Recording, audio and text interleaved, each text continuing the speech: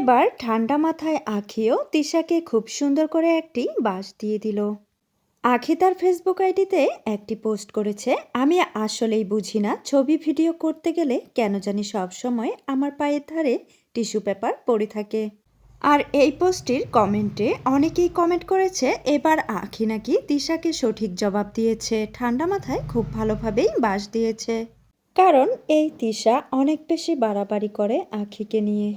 কয়েকদিন আগে আহাত আখির সাথে কথা বলেছিল দেখে তিশা কিন্তু লাইভে এসে আখিকে অনেক কিছুই বলেছে, অনেক বেশি বাজে বাজে কথা বলেছে আখির সম্পর্কে।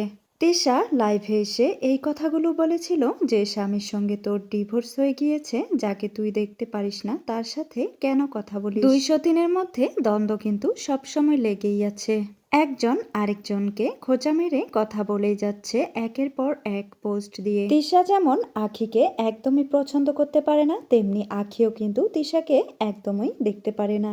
এই 200 দিনের মধ্যে কিন্তু সবসময় যুদ্ধ লেগেই থাকে। আখি একটি ব্রাইডাল শুট করতে গিয়ে তার কালো পায়ের ভিডিও যখন ভাইরাল হয়েছে, সেই সময় তিশা তাকে নিয়ে কিন্তু অনেক বেশি বাজে কথা বলেছে। আর আখির এই কালো পায়ের ভিডিও ভাইরাল হওয়ার পরপরই তিশা কিন্তু একটি ভিডিও পোস্ট করে, আর সেই পোস্টের কমেন্টে আহাত লিখে তিশার পা নাকি দেখলেই চাটতে মন চায়। আর আখিকে নিয়েও তারা অনেক বেশি বাজে মন্তব্য করে।